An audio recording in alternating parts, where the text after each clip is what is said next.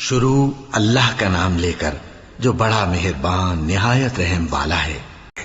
لوگو اپنے پروردگار کی عبادت کرو جس نے تم کو اور تم سے پہلے لوگوں کو پیدا کیا تاکہ تم اس کے عذاب سے بچو، جس نے تمہارے لیے زمین کو بچھونا اور آسمان کو چھت بنایا اور آسمان سے مے برسا کر تمہارے کھانے کے لیے انواع و اقسام کے میوے پیدا کیے، پس کسی کو اللہ کا ہمسر نہ بناؤ اور تم جانتے تو ہو۔ اور اگر تم کو اس کتاب میں جو ہم نے اپنے بندے پر نازل فرمائی ہے کچھ شک ہو تو اسی طرح کی ایک صورت تم بھی بنا لاؤ اور اللہ کے سوا جو تمہارے مددگار ہوں ان کو بھی بلا لو اگر تم سچے ہو۔ پھر اگر ایسا نہ کر سکو اور ہرگز نہیں کر سکو گے تو اس آگ سے ڈرو جس کا ایندھن آدمی اور پتھر ہوں گے اور جو کافروں کے لیے تیار کی گئی ہے۔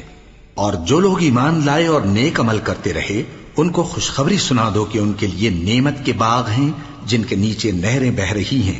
جب انہیں ان میں سے کسی قسم کا میوہ کھانے کو دیا جائے گا تو کہیں گے یہ تو وہی ہے جو ہم کو پہلے دیا گیا تھا، اور ان کو ایک دوسرے کے ہم شکل میوے دیے جائیں گے اور وہاں ان کے لیے پاک بیویاں ہوں گی اور وہ بہشتوں میں ہمیشہ رہیں گے۔ اللہ اس بات سے آر نہیں کرتا کہ مچھر یا اس سے بڑھ کر کسی چیز مثلا مکھی مکڑی وغیرہ کی مثال بیان فرمائے۔ اب جو مومن ہیں وہ یقین کرتے ہیں کہ وہ ان کے پروردگار کی طرف سے سچ ہے، اور جو کافر ہیں وہ کہتے ہیں کہ اس مثال سے اللہ کی مراد ہی کیا ہے۔ اس سے اللہ بہتوں کو گمراہ کرتا ہے اور بہتوں کو ہدایت بخشتا ہے، اور گمراہ بھی کرتا ہے تو نافرمانوں ہی کو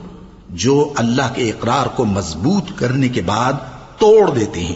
اور جس چیز یعنی رشتہ قرابت کے جوڑے رکھنے کا اللہ نے حکم دیا ہے اس کو قطع کیے ڈالتے ہیں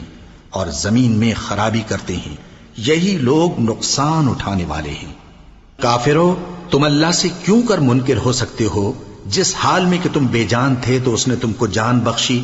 پھر وہی تم کو مارتا ہے، پھر وہی تم کو زندہ کرے گا، پھر تم اسی کی طرف لوٹائے جاؤ گے۔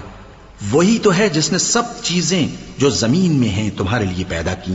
پھر آسمانوں کی طرف متوجہ ہوا تو ان کو ٹھیک ٹھیک 7 آسمان بنا دیا،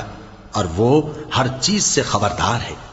اور وہ وقت یاد کرنے کے قابل ہے جب تمہارے پروردگار نے فرشتوں سے فرمایا کہ میں زمین میں اپنا نائب بنانے والا ہوں۔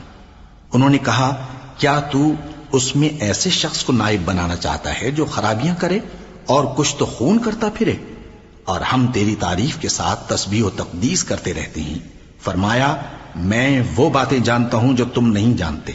اور اس نے آدم کو سب چیزوں کے نام سکھائے، پھر ان کو فرشتوں کے سامنے کیا اور فرمایا کہ اگر سچے ہو تو مجھے ان کے نام بتاؤ۔